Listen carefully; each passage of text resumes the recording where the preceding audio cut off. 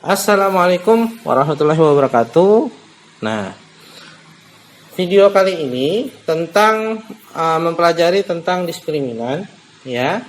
Nah, bagi yang belum nonton tentang cara menyelesaikan persamaan kuadrat dengan 3 cara, yaitu dengan memfaktorkan, dengan melengkapkan kuadran sempurna, kemudian dengan cara rumus ABC, maka saya sarankan kalian lihat dulu di bagian komentar ada linknya, di bagian deskripsi ada linknya. Jadi pelajari itu dulu, baru nanti ke sini, ya, baru ke nilai diskriminan, ya, untuk memprediksi apakah akar-akar atau penyelesaiannya itu ada atau tidak, ya. Oke, kita ulang kembali sedikit tentang diskriminan. Ya, untuk mengetahui apakah suatu persamaan kuadrat memiliki akar atau tidak dapat diselidiki dengan menggunakan diskriminan. Rumus diskriminan itu sendiri adalah B pangkat 2 dikurang 4AC. Dan lambangnya itu adalah D kapital. Oke ya. Nah, B pangkat 2 dikurang 4AC. Nilai B, nilai A, nilai C itu sangat penting. Maka apabila kalian masih kebingungan dengan cara menyelesaikan, dengan cara identifikasi nilai A, B, dan C, saya sarankan tonton dulu tentang penyelesaian persamaan kuadrat, ya. Nilai A itu bagaimana, nilai B itu bagaimana, nilai C itu bagaimana, itu ada di bagian link di deskripsi, ya. Tonton di situ dulu, ya, baru nanti ke cara penyelesaian persamaan kuadrat, baru nanti ke bagian diskriminan. Nah, di bagian diskriminan sendiri itu ada ciri-cirinya. Kalau nilai diskriminannya itu lebih dari 0, maka persamaan memiliki 2 akar yang berbeda. Nah, kalau di video sebelumnya itu ada nilai X1 dan S2-nya itu adalah berbeda. Ada yang 7, ada yang negatif 1. Nah, kalaupun sama, itu berarti nilai diskriminannya bisa kita nilai itu adalah 0. Ya, maka persamaan memiliki 2 akar yang sama. Kalau kalian ingat kembali di rumus ABC, ini adalah B pangkat 2 dikurang 4AC, yaitu yang ada di dalam akar. Saya ingatkan kembali, sebelum membuka video ini lebih lanjut, kalian buka dulu buku ungu kalian di halaman 59. Ya, di halaman 59 tentang diskriminan. Lanjut, kita akan mengerjakan di halaman 60, ya, halaman 60. Nah, kalau D-nya kurang dari 0, maka tidak memiliki akar. Akar penyelesaian. Oke, kita menghitung nilai diskriminan. Kita coba. Kita kerjakan halaman ini, ada di halaman 60 di buku ungu, ya. Nah, di halaman 60 di buku ungu, kemudian kita akan membuat kesimpulannya di sini.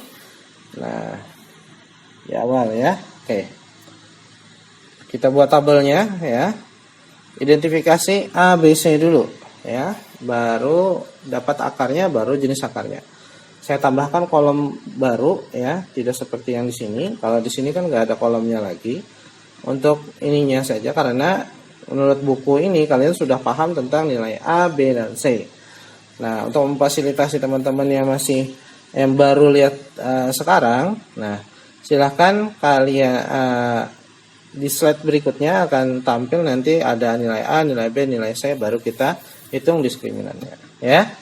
Nah, tabelnya sama, hanya ada tambahan A, B, C di sini, ya. Identifikasi dulu nilai A dari persamaan yang pertama ini, ya. A-nya benar 1, B-nya negatif 8, ya. Jadi kalau bentuk persamaan kuadrat yang umum itu adalah AX pangkat 2 tambah BX tambah C tambah BX.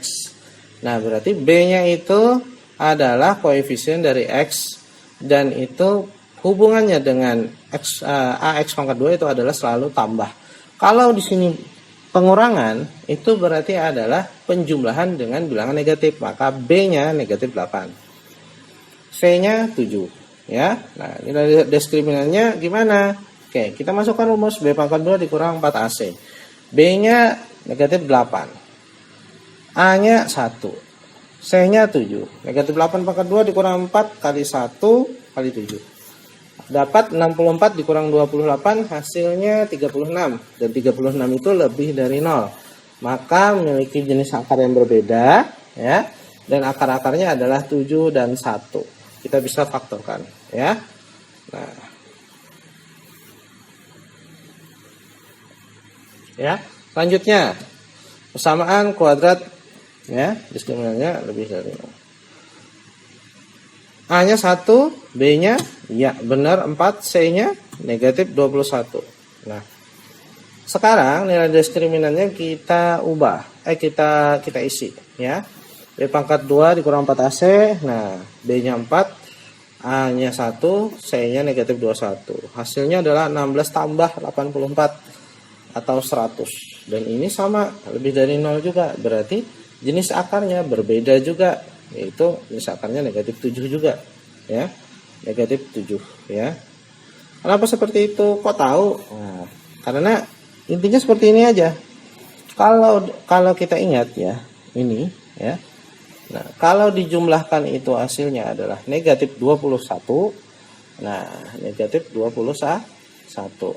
Berarti nanti itu adalah, dan dijumlahkan hasilnya 4, ya. Berarti kalau negatif berarti P sama Q-nya adalah berbeda. Nah, sekarang ini P-nya adalah P-nya adalah 7 positif, Q-nya adalah negatif 3. Nah, akarnya adalah kebalikannya. Ini negatif 7, ini 3 positif.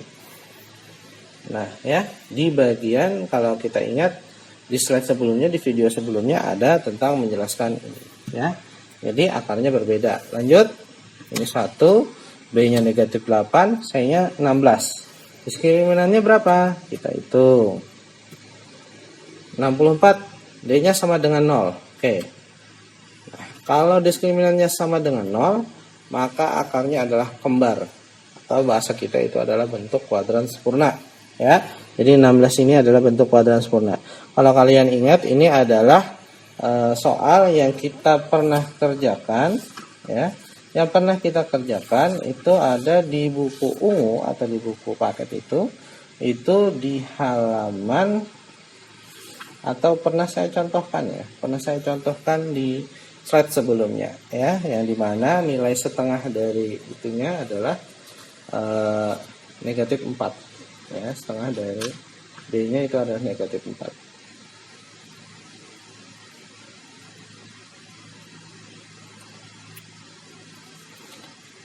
Oke, lanjut.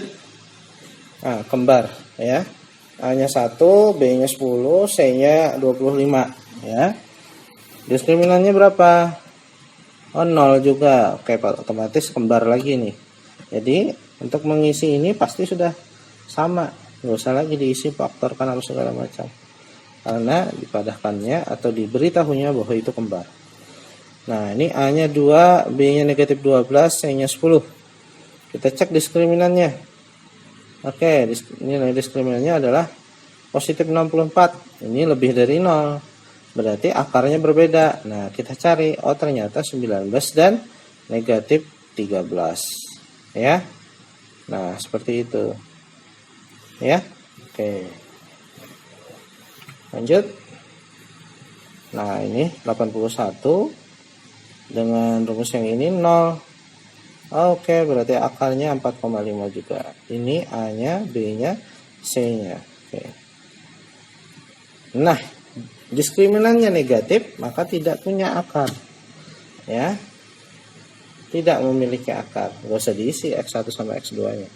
Tidak memiliki akar. Berarti persamaannya tidak bisa diselesaikan. Persamaannya tidak bernilai ini X1 sama X2-nya itu tidak memiliki, ya, tidak punya. Nah, seperti itu. Oke. Nah, ini hasilnya tadi, maka bisa kita simpulkan bahwa dari tabel di atas, ya. Dari tabel di atas, kita peroleh hubungan antara nilai diskriminan dan akar pada persamaan kuadrat. Ya, ini masih di halaman 60. Jika nilai diskriminan D lebih dari 0 atau positif, maka persamaan kuadrat tersebut memiliki lebih dari 0 nih. Ya. Akar yang berbeda. Memiliki akar, ya. Memiliki dua akar yang berbeda, ya. Kemudian Jika nilai deskripsi D-nya diskriminannya adalah D sama dengan 0, maka persamaan kuadrat tersebut memiliki 1 ya, 2 akar yang sama atau kembar ya. Jika nilai diskriminannya D kurang dari 0 atau negatif, maka persamaan kuadratnya adalah dia tidak memiliki akar penyelesaian. Jadi seperti itu ya. Nah, oke.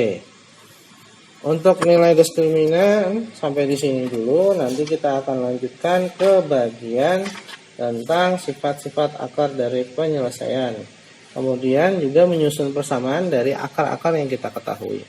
Baru kita lanjut nanti ke grafik fungsi. Ya. Materi kali ini sampai di sini dulu. Salah hilaf mohon maaf.